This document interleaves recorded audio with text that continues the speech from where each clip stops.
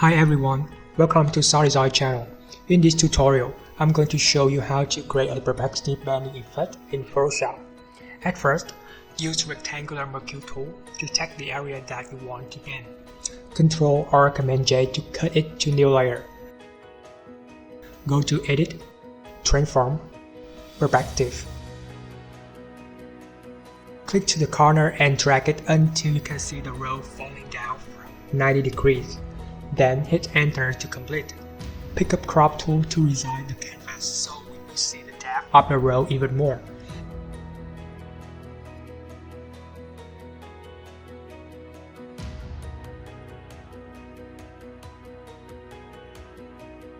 Next, we are going to fix the corners.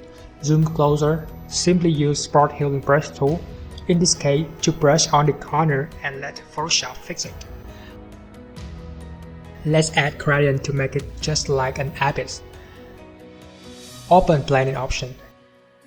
Check to gradient overlay. On the right, change preset color black to transparent. The opacity is 80%.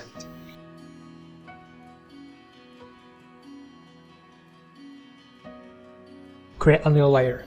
Use rectangular tool to make the selection at the corner of the cube. Fill the selection in black with shortcut Alt or Option Delete.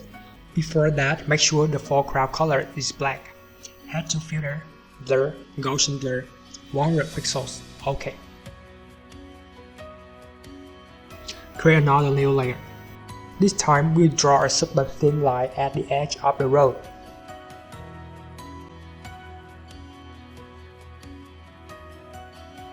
Ctrl Delete to fill white it. Blur it by using Gaussian Blur with 3 radius pixels. Reduce the opacity to around 20%. It's not really at the edge, so I'll use Move tool and move it down a little bit, just right in the position that I want it to be. Take Eraser tool to remove the line on the crash on both sides along the row. I think opacity 15% looks better. Now we'll bring this girl to sit on the edge of the row. I already separated the subject from the background. As usual, I leave stocks in the link on the description for you to download. Duplicate background with Ctrl J and take both girl and background layers to our project. Zoom out. Press Ctrl T, hold Alt and scale down the subject from the center. This applies in Photoshop 2021.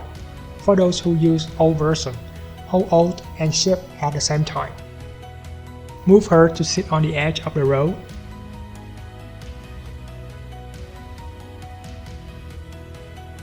Next, we add a shadow to the subject.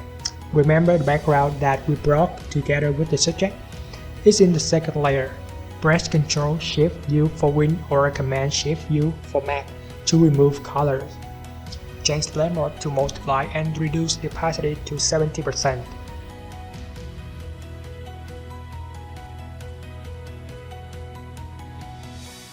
Create a layer mask to it with this icon.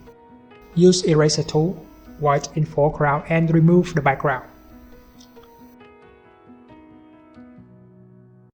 Just keep a shadow of her and shadow at her seat.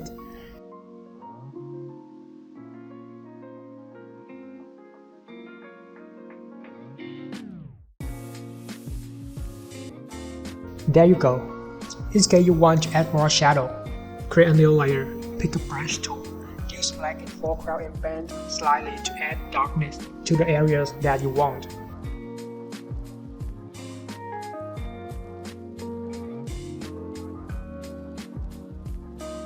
After that, go to Filter, Blur, Gaussian Blur, blur it with 50 pixels.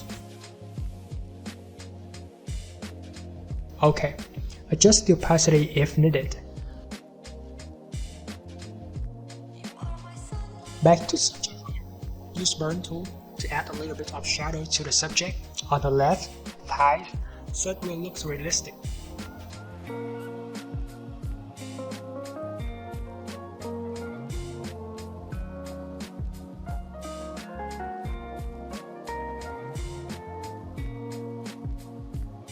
Now I'll match the color of the subject and the background of the rose. Head to Image, Adjustment, Match Color. In Short, choose Subject Layer. In Layer, choose the background. Make sure to check Neutral Light box. Increase fade to the point that you see the color really matching to each other. Finally, create a color lookup adjustment layer to add color to the whole image. In 3D LUT file, I'll choose Fuzzy Color. Decrease opacity to 50%. Put all layers into group and enjoy your work. If you like this video, make sure to hit like, subscribe buttons, ring the bell to get notification every time we post on a new tutorial. See you in the next video. Bye bye.